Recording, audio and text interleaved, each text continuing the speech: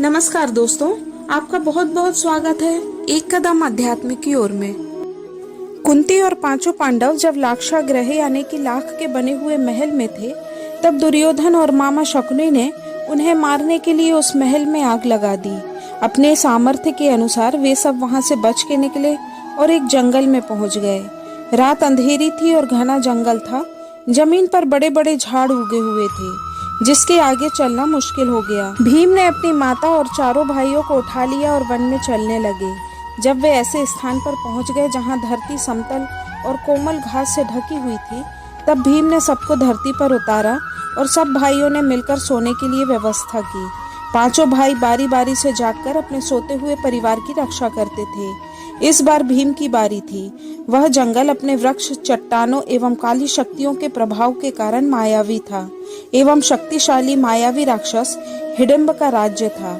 जंगल में आने वाला कोई भी मानव इस मायावी स्थान से निकल नहीं पाता था। वहाँ के राक्षस इंसानों को खा जाते थे। इन राक्षसों की सूंघने की शक्ति इतनी तेज थी कि जंगल में कोई भी इंसान जब भी प्रवेश करता था तो इन्हें पता चल जाता था।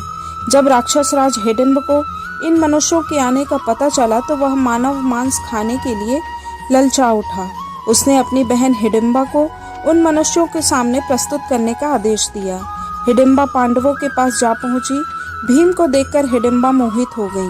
वे सोचने लगी, एक शक्तिशाली पुरुष जिसका हृदय इतना कोमल है कि अपने परिवार को सुरक्षा प्रदान कर रहा है, उससे अच्छा जीवन साथी और कौन हो सकता है। मैं धन्य हूँ यदि वह मेरे पति बने। हिडिंबा ने अपने आप को एक सुंदर युवती में बदल लिया और भीम के पास गई। पहले उसने भीम के सामने ऐसा दर्शाया कि वह जंगल में रास्ता भूल गई है। भीम ने उनसे कहा कि वो उनकी रक्षा करेंगे। हालांकि आराम कर रहे अर्जुन एवं युधिष्ठिर को देवी हिडिंबा पर संदेह होने लगा, परंतु उन्होंने सुरक्षा को ध्यान में रखते हुए सोए रहने का नाटक किया। आसपास क्या हो रहा है इस पर चुपचाप ध्यान दे रहे थे। देवी हिडिंबा ने भीम को बता दिया कि मुझे मेरे भाई राक्षस राज हिडिंब ने आप सभी को मोहित करके उन तक पहुंचाने के लिए भेजा है, परंतु मैं आपसे विवाह करना चाहती हूँ। मैं आप सभी को यहाँ से बाहर निकलने का रास्ता बता दूंगी। मेरा भाई हिडिंबसुर बहुत ही पराक्रमी, मायावी और क्रूर है। उसके आने से पहले आप लोग सुरक्षित स्थान पर चलिए। भीम ने उत्तर देते हुए कहा, हे देवी, मैं आपको नहीं जानता, परंतु आपको इतना बता दूं कि हम पांचों भाई क्षमता में किसी से कम नहीं हैं।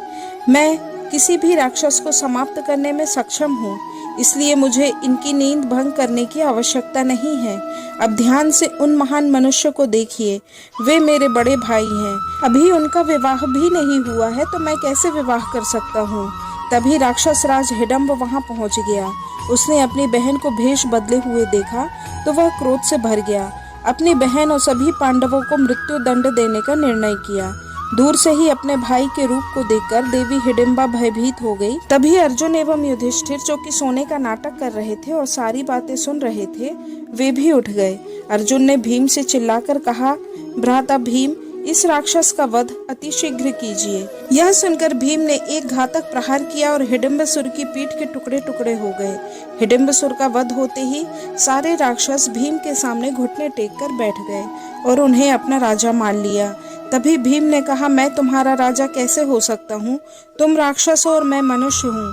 तो उनके मंत्री ने कहा, हे राजन, हमारे यहाँ की परंपरा है कि जो हमारे राजा को मारता है वही अगला राजा बनता है। एक शक्तिशाली राजा ही अपनी प्रजा को सुरक्षा प्रदान कर सकता है, और प्रभु, आप तो राक्षस राज हिडिंब से भी अत्यधिक शक्तिशाली हैं। यह सुनकर भीम ने कहा, परंतु मैं आपका राजा नहीं बन सकता। तब फिर से हाथ जोड़कर उनके मंत्री ने कहा, राजन, ऐसा ना करें। बिना राजा के प्रजा अनाथ हो जाती है, जंगल राज हो जाता है। इन सब बातों को सुनकर धर्मराज युधिष्ठिर ने विचार करने के लिए समय मांगा। वहां देवी हिडिंबा पांडुपुत्र भीम से कहती हैं कि हे राजन, कृपा करके मेरे प्रेम को स्वीकार करें और मुझे अपनी पत्नी बनने का सौभाग्य दें। इस पर भीम ने कहा, ऐसा नहीं हो सकता। तुम राक्षस कुल की हो, मैं मनुष्य हूँ। मेरे समाज में तुम्हें वांछित स्थान नहीं मिल पाएगा। तब देवी हिडिंबा ने कहा कि आप मुझसे विवाह करें और जब मुझे पुत्र मिलेगा तब इस कबीले को इनका राजा मिल जाएगा। फिर आप यहाँ से चले जाइएगा, मैं आपको नहीं रोकूंगी। देवी हिडिंबा की बातें सुनकर कुंती ने कहा कि हे पुत्री, तुम्हारी बातें तो धर्म संगत लग रही हैं, तब माता कुंती और सभी पांडव इस बात पर सहमत हो गए कि इस प्रकार प्रजा को अनाथ करके जाना धर्म संगत नहीं है। फिर भीम ने कबीले का राजा होना स्वीकार किया, देवी हिडिंबा से विवाह किया। उनका एक पुत्र हुआ जिसे महाबली घटोत्कच के नाम से जाना जाता है।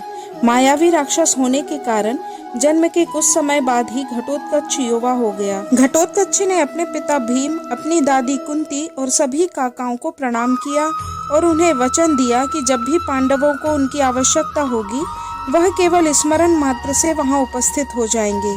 देवी हिडिंबा ने भी अपने वचन के अनुसार अपने पति भीम, उनके भाइयों तथा उनकी माता देवी कुंती को विदा किया। ऐसी कथा मिलती है कि घटोत्कच को राजा बनाने के बाद देवी हिडिंबा हिमाचल प्रदेश के मनाली में रहने लगी। यहीं पर उनका राक्षस योनि से देवी योनि में परिवर्तन हुआ। इसीलिए यहाँ पर हिडिंबा का एक प्राचीन मंदिर है। मंदिर के भीतर एक प्राकृतिक और पुरातन चट्टान है जिसे देवी हिडिंबा का स्थान माना जाता है। इस चट्टान पर देवी हिडिंबा के पैरों के निशान मौजूद हैं। दोस्तों, यह कहानी आपको कैसी लगी कृपया कमेंट करके जरूर बताएं। ऐसी ही और नई नई वीडियो देखना चाहते हैं तो चैनल को कृपया सब्सक्राइब करें और देखते रहें एक कदम अध्यात्म की ओर। धन्यवाद। जय श्री राम।